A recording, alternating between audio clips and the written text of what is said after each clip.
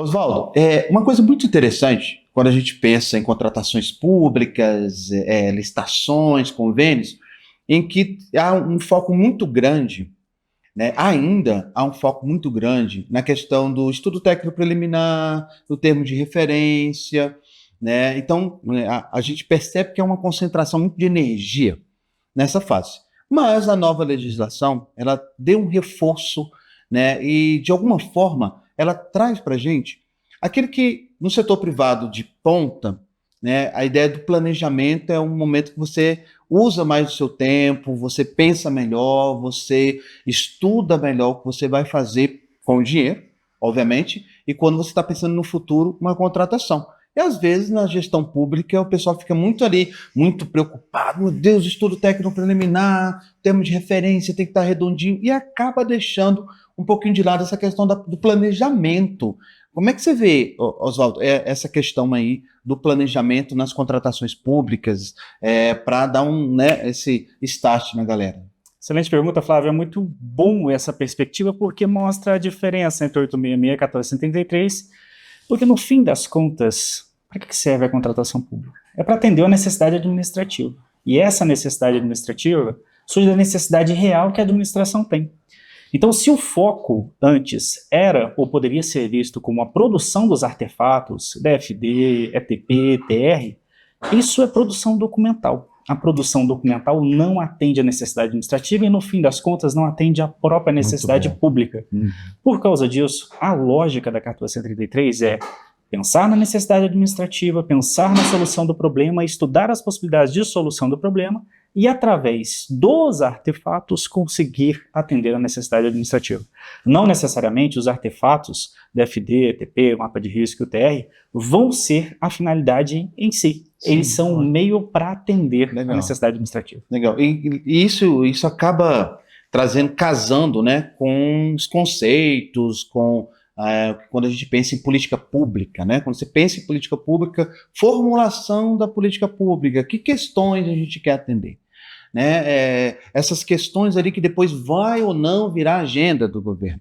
Então, a gente acaba conseguindo fazer esse diálogo, né, maior do processo de contratação com as políticas públicas. O senhor também enxerga dessa forma, essa possibilidade? Com certeza, Flávio, porque se a gente para pensar na necessidade administrativa e na necessidade de planejamento, a necessidade administrativa vai ter que ter uma previsão e uma dotação orçamentária. E essa dotação orçamentária vem de uma política pública. Então esse planejamento não acontece porque eu preciso daquele bem ou daquele serviço.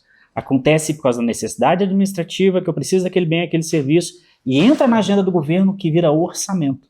A partir dessa ligação entre a minha necessidade, o planejamento orçamentário e a execução, eu tenho atingimento dos direitos e garantias fundamentais na implementação de uma política pública. Legal, porque uma coisa que me veio à mente agora, Oswaldo, é que no senso comum, e aí quando a gente também vai conversar muito aqui nas nossas redes com o cidadão, né? Além de estudantes do direito, apaixonados pelo direito e pelo conhecimento como modo geral, mas ainda temos aquela coisa de que, nossa, na gestão pública, o que o Estado vai atender, porque tudo é importante. Aí vem aquela coisa, tudo é importante. Você vai fazer um checklist do que é importante, fica assim, né? Páginas e páginas.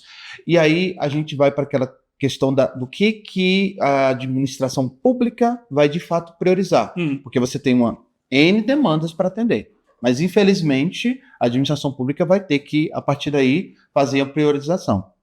Né? Certo? Isso aí faz sentido para a gente. Exatamente. Porque em economia, os recursos são escassos e as necessidades são infinitas. E o fato das necessidades serem infinitas torna nosso cobertor sempre curto. Daí a priorização dentro do planejamento, para que ele possa priorizar dentro da política pública que seja considerada prioritária, a que vai ser atendida através de uma contratação. Por isso, esse alinhamento necessário, que é o espelho da 1433. Isso, e aí a administração pública ela tem que rever, né, isso também, porque com a 1433, a administração pública ela agora tem que ter um olhar até mais estratégico do que antes. Sim. Né? Ela tem que ser mais assertiva. Né? E aí, automaticamente, a questão do controle, que depois a gente vai ter outro momento para estar batendo mais um papo sobre isso, mas, de alguma forma, eu instrumentalizei o controle também. Perfeito? Porque agora, dentro da cadeia de governança, o controle passa a ser um agente ativo, não só fiscalização posterior, mas também durante o processo. Ele pode ser acionado durante o processo e ele não tem que ser visto como um inimigo, mas como um colaborador da implementação da política pública.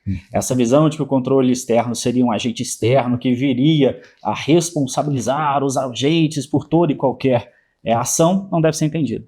Ele deve ser entendido como uma cadeia de governança e controle que visa coordenar as atividades para que elas ocorram dentro da previsão constitucional e legal. Então já começa a sair daquele mito que é só o Tribunal de Contas que vai estar ali em algum momento, né? Além de olhar a questão das contas públicas, além do uso do orçamento nos contratos, não é só o Tribunal de Contas. A lei reforça muito isso. Exato, né? Exato. Então a gente vai ter cadeias e camadas de instâncias de verificação, de checks and balances, que vão poder firmar esse controle da melhor forma possível para garantir, mais uma vez, a implementação de política pública. Legal. Então, naturalmente, eu vou ter que ter agentes preparados também, não só para essa questão do planejamento, mas também serem essenciais nesse controle. Eu preciso ter agentes públicos muito bem qualificados, preparados para fazer esse controle. E esse também é o espírito da 1473, no sentido de que todo mundo é responsável. Todo mundo é responsável pela implementação e garantia de todas as contratações e contratos. Então não fica mais só aquela, eu sou fiscal do contrato, né? Nossa, né? Eu agora sou fiscal do contrato, né? Tudo vai sobrecair nessa pessoa, não. Não, os agentes de contratação e os agentes de planejamento da contratação, eles vão ter responsabilidades delimitadas, mas todos vão ter um nível de responsabilidade específico da obtenção. Muito bom, professor Oswaldo. Top demais ter o senhor aqui no nosso canal. Tá, participando aqui disso que a gente quer fazer. A gente quer trazer para quem está acompanhando, para quem vai estar acompanhando, algo disruptivo. A gente quer trazer olhares diferentes para a legislação, para o direito como um todo, para o direito administrativo, civil, penal, que seja, mas sempre fazendo essa conexão, né, do que de fato é a prática, essa coisa da vivência mesmo que a gente pode trazer, e inclusive a própria lei ela traz isso, né, essa necessidade de você dominar a teoria, mas colocar em prática. Excelente, Flávio. Agradeço muito a oportunidade. Digo, ter essa visão disruptiva e ter essa visão de que a gente pode melhorar os processos a cada dia é o que vai garantir que o Brasil possa progredir e cada uma das instituições possa progredir. Então, pessoal, galera, não deixe de acompanhar a gente aqui. Aproveita que você amou esse conteúdo, tenho certeza. Curte aí, salva, compartilha para quem precisa ter mais, digamos assim, conhecimento, mas principalmente para a prática. A gente vai estar trazendo muitas soluções para vocês relativas ao uso da Lei 14.133. O professor Oswaldo vai estar com a gente aqui trazendo esses conteúdos, tá? Espero vocês aqui, tá? Sempre com a gente. Até breve. Forte abraço.